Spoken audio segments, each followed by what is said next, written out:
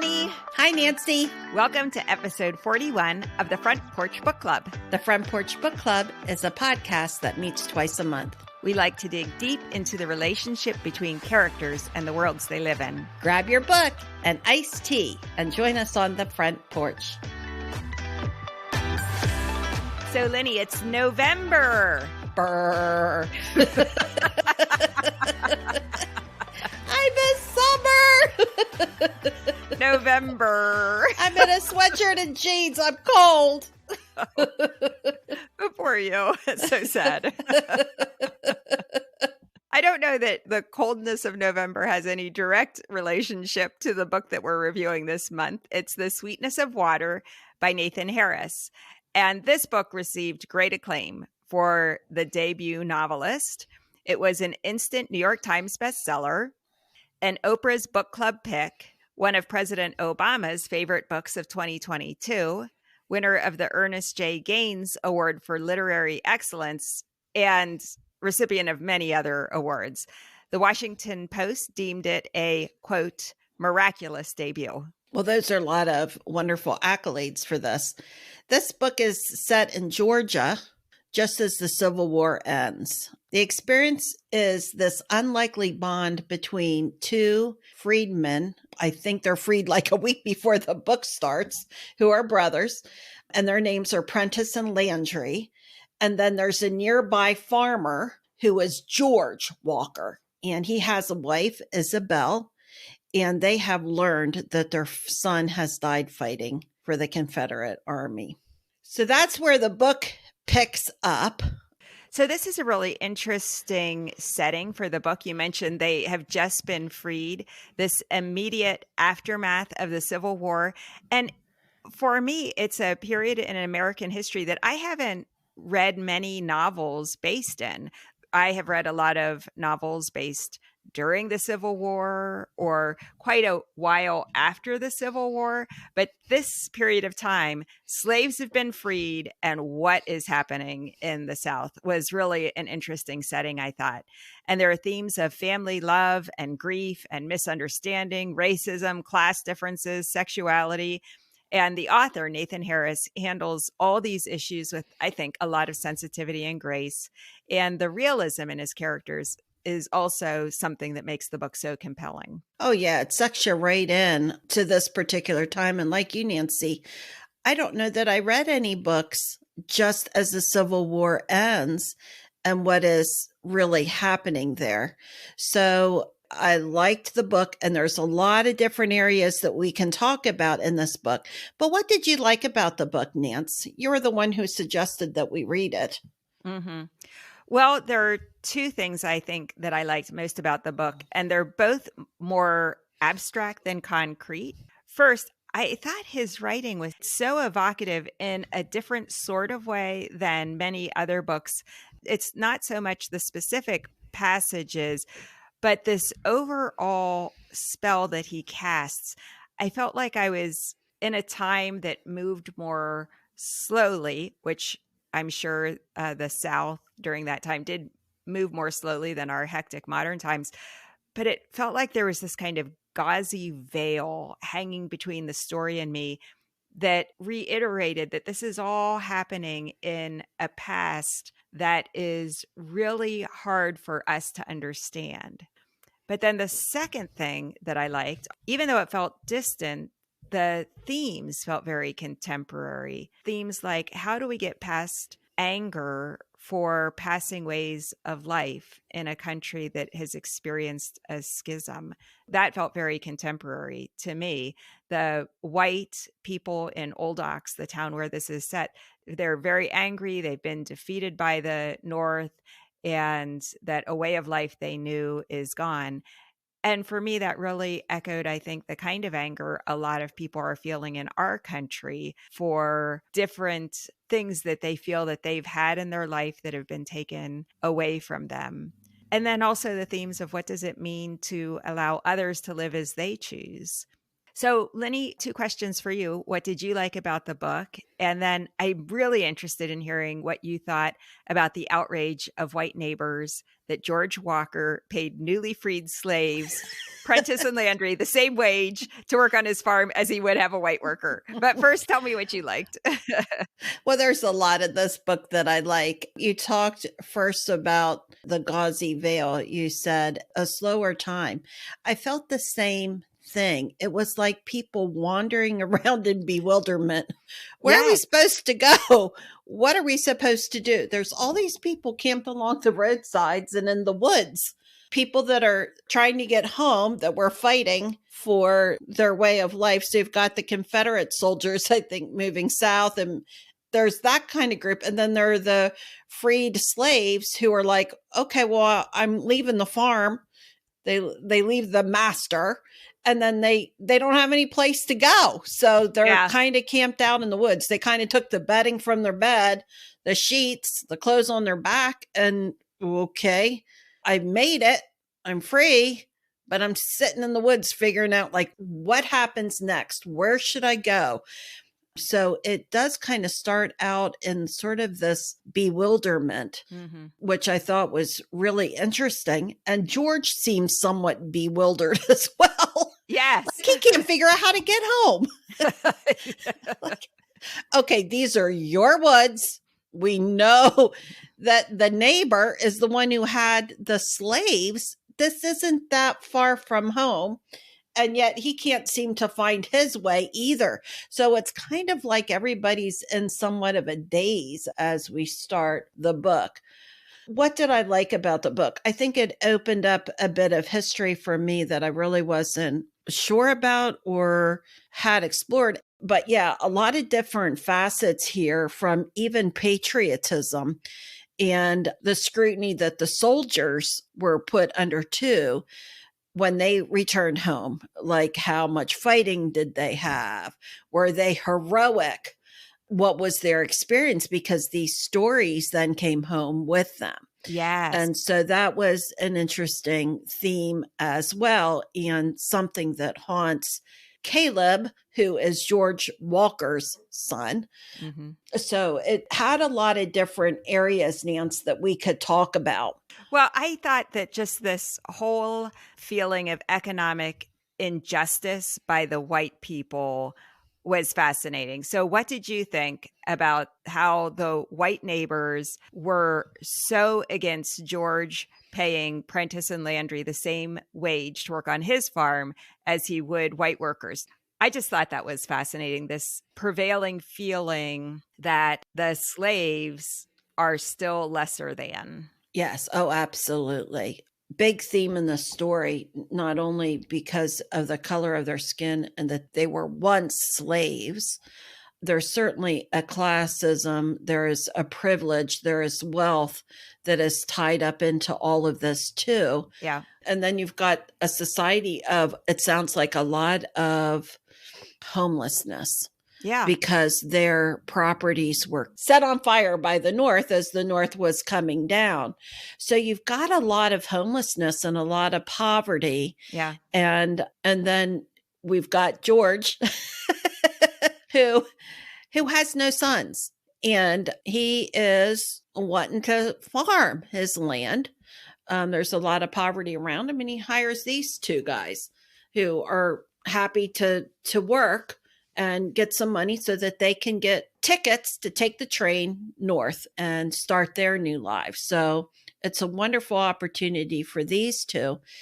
I knew, Nance, that once the Civil War was over, that racism was continuing and continued for a long time and continues to today.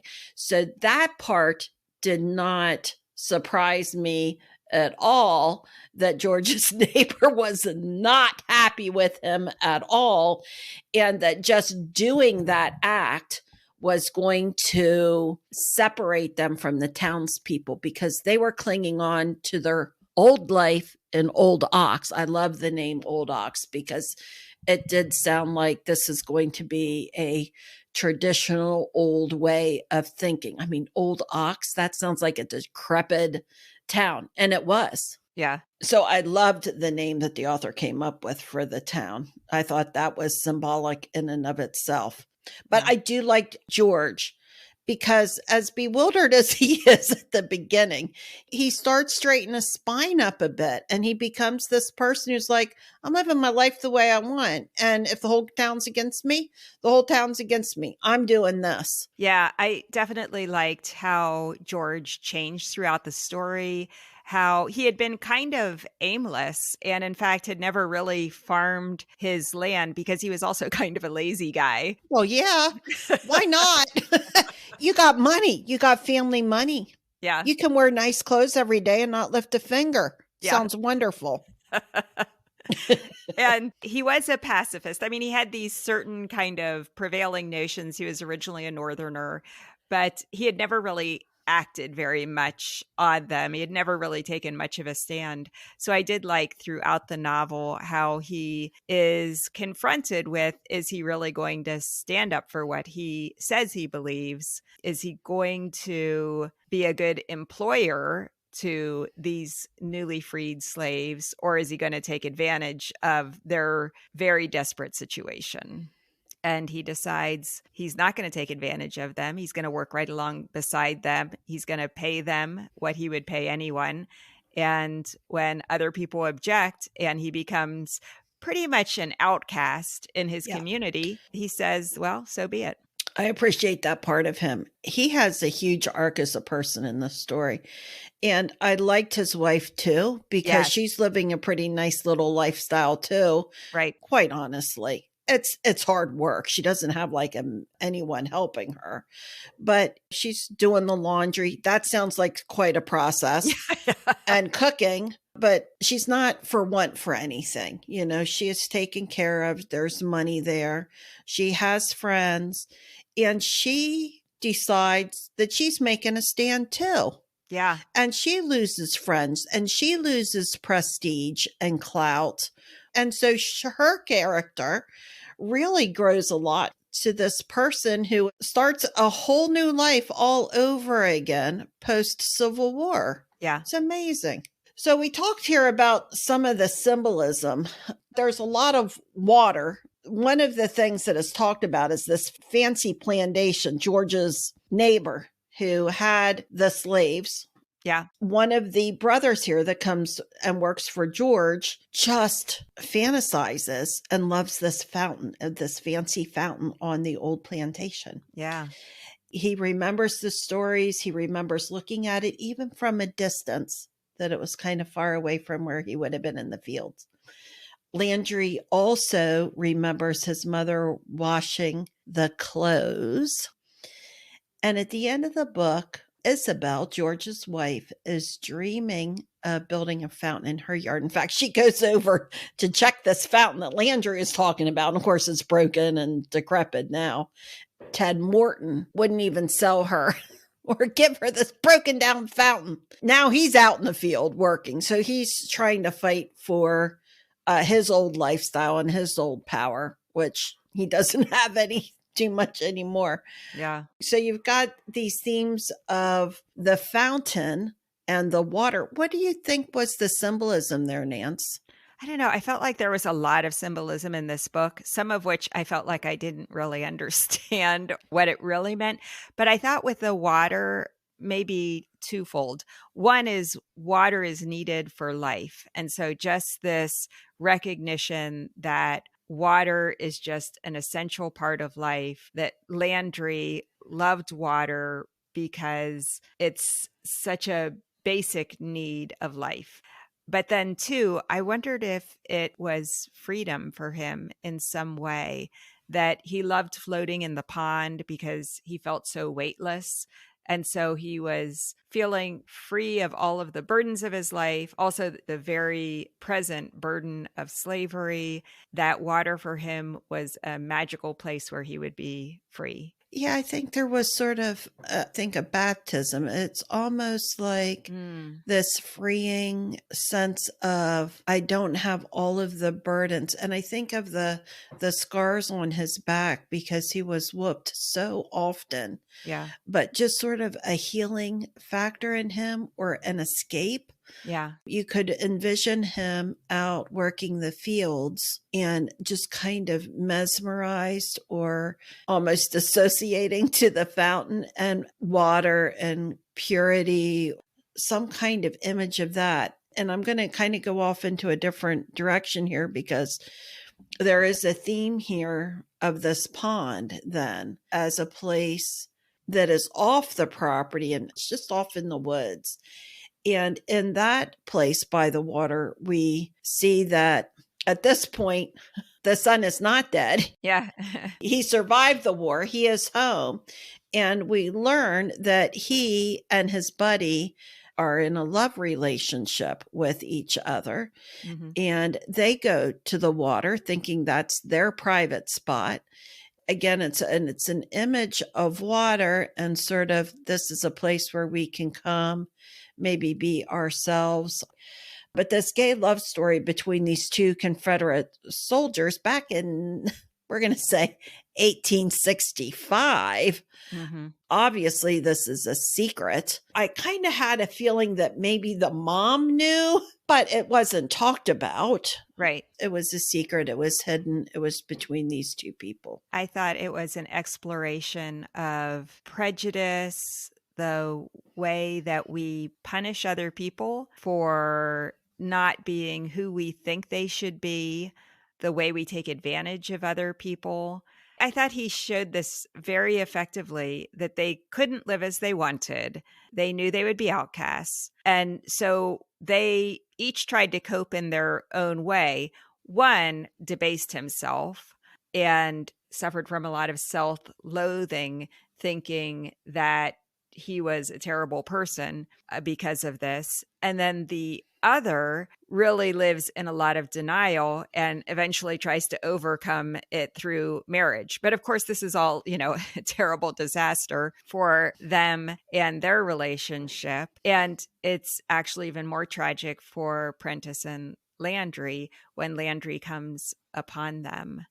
I also thought there was a really interesting aspect of class as well.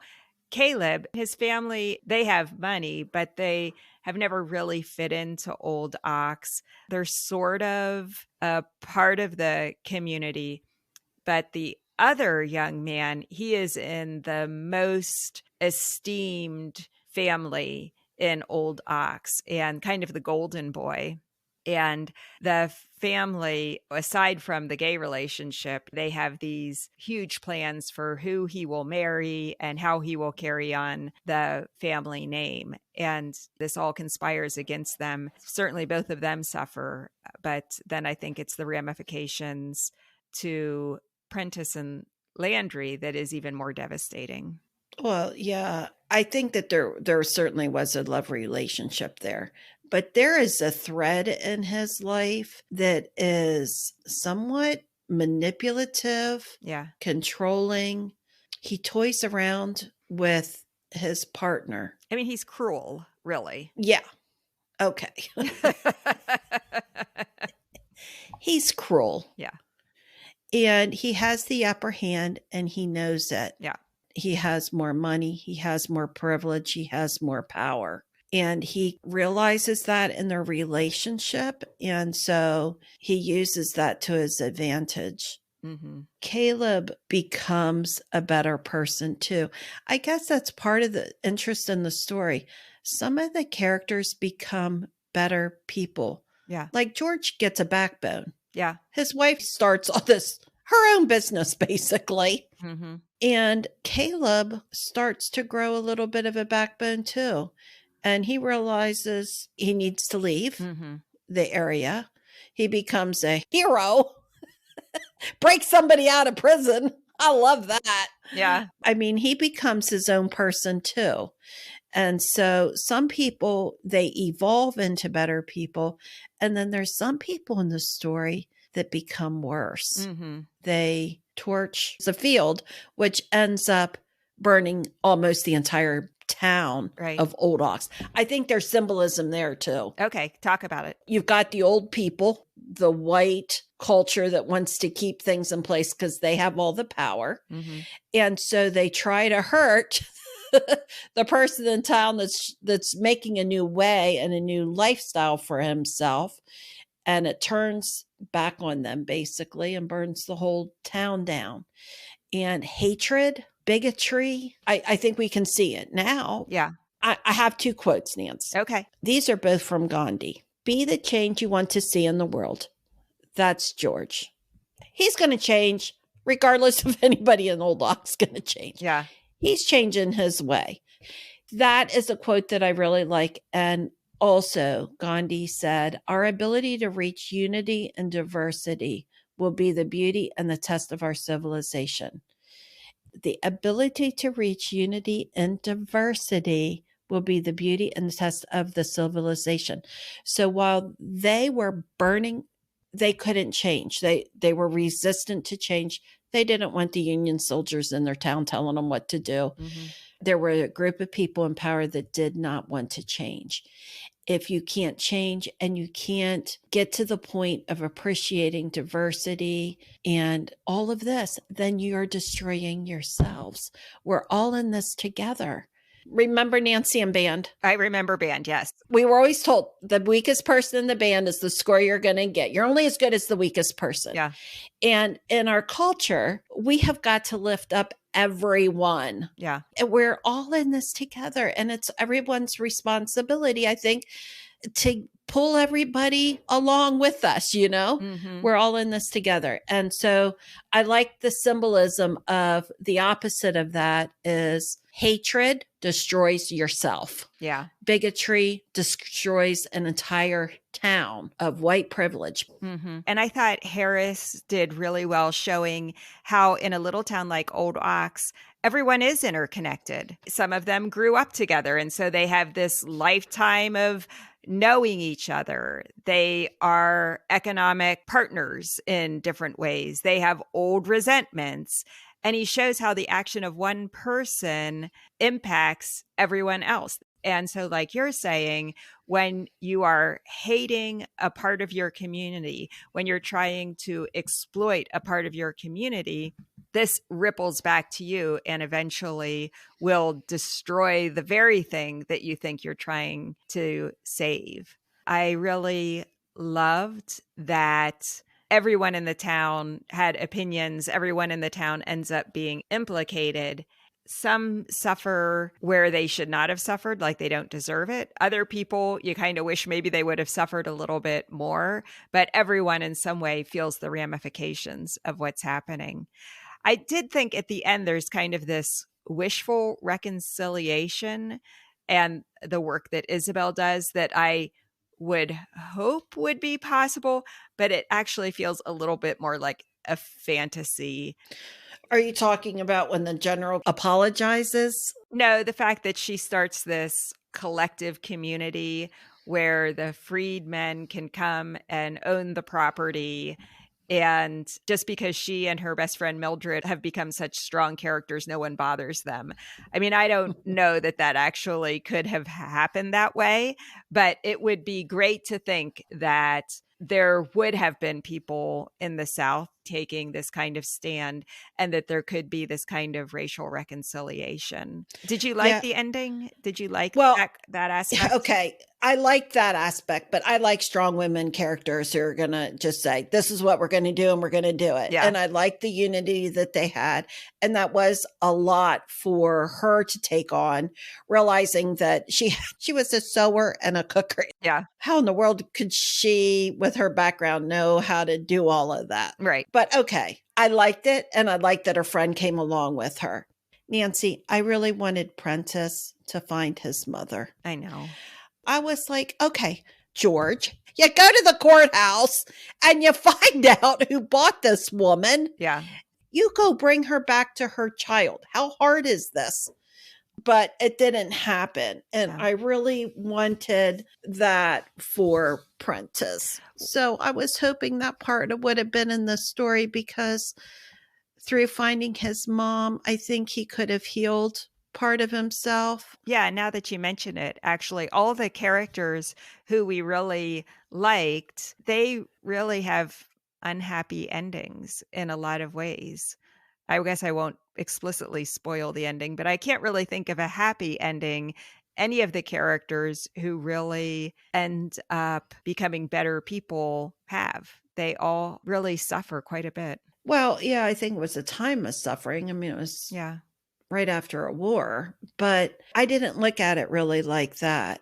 I saw Caleb as starting a life on his own. I Okay. guess it was hard work, Yeah. but he seemed to be in a better place. True. He was kind of home doing nothing. Yeah.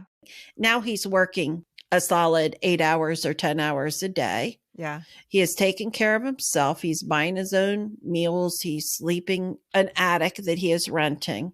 So he is living a life. Prentice, he's making money. He can go live anywhere, do anything he wants to do. But they are separated from people they love. Well, who does Prentice has that loves him except for his mom? Well, he was separated from Landry. That was really sad. That's a sad story.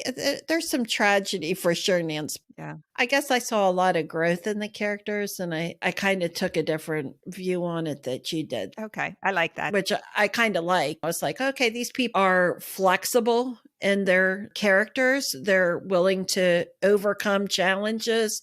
They're willing to start anew. They're willing to kind of pick themselves up and move on. Okay. So I have another symbolism question for you. Uh-oh. What do you think the symbolism was of the beast that George hunts?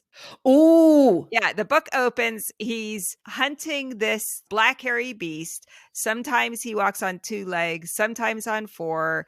This is a beast his father hunted and that George has been hunting his whole life. And sometimes he will glimpse the beast, but he has never captured the beast. And so this beast reappears at different points throughout the story as we are seeing the story from George's perspective. What do you think the beast was? I don't know. It was kind of murky for me. I wonder if it was courage or fear, like overcoming fear Hmm. or the unknown, something like that. What did you think? I couldn't get a firm handle on this either, but I wondered if maybe it was prejudice and hatred. George had come from the North. His father was a Northerner. And of course, there were a lot of people in the North who were abolitionists who really hated what was going on in the South. This had been debated for decades and decades and decades. And I wondered if it was this beast of recognizing that in part of their country, men and women and children were being enslaved. And that even though we're at the end of the war, there is still this ongoing prejudice and hatred and bigotry. And George doesn't know how to do anything about that prejudice and hatred. And at the end, he has done something. He does what's in his power. He stands up against the establishment. Yeah. Be interesting if other of our listeners put in their own thoughts on what they thought that beast was. But I didn't think about it in that way, Nancy. So that's interesting. Yeah. Okay. I have another question for you. Uh-oh. At the beginning of the book was nearly unbearable for me to read because of Isabel's grief in hearing that her son had been killed during the war. I'm a mother, and I thought that Nathan Harris's writing so captured what I felt that grief must be like. It was really difficult to read. And then Caleb comes back. The mother really never sees Caleb for who he is. She never sees his weaknesses. You know, she loves him so much. She only sees the best of who he is. As a mother, it's so easy to do. And then at the end, it's unbearable because all she wants is to still have her son around and to be with him. And Caleb has needed to leave. Mm-hmm. She gets very infrequent letters from him and reads them over and over again. That whole mother-son dynamic, I thought, was painful for different reasons throughout the book. Yeah, the beginning of the book is hard because, oh my golly, you feel so sorry for her. Yeah. She's lost her son. She can't eat. She can't function. She can't get out of bed. She's not showering. She's completely immobile. Yeah. Obviously. How devastating is that? Knowing that her son made it to safety when she finally realizes that he's out of the county and that he has made it gives her a lot of relief. Yeah. But in some ways, she was keeping him back. It was her need to have him close. And once he had some experiences outside of that home, he did something really heroic. And he grew up and he didn't really need his mother the same way. So I was really happy with Caleb that he grew so much and that he developed the way he did. And he left old Ox and that old life and he started establishing a new life. He's got a whole life ahead of himself where he can make more money and grow and develop as a person. That's really interesting. You really see this book as a much more hopeful tale than I did. I found it overall a very sad book, but I like the hope that you pulled out of it. Oh, yeah, I didn't really think it was a sad book. The main characters that we cared mostly about were characters that I thought were really rising. But I think it's tragic because people had a choice and some people became better people and some people did not. And the same today. You have a choice to make in life, Nance, right? Mm-hmm. Every day. Our pastor used to say, you can get bitter or you can get better. Oh, I like that. I never heard of that before. That fits this book well. Yeah, it really does.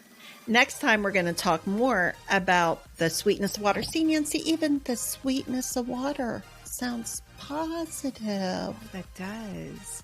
Okay, our website is frontporchbookclub.com. Our episodes come out twice a month on the first and third Wednesday of each month. See you next time, Lenny. Okay, see you, Nance. Bye-bye. Bye.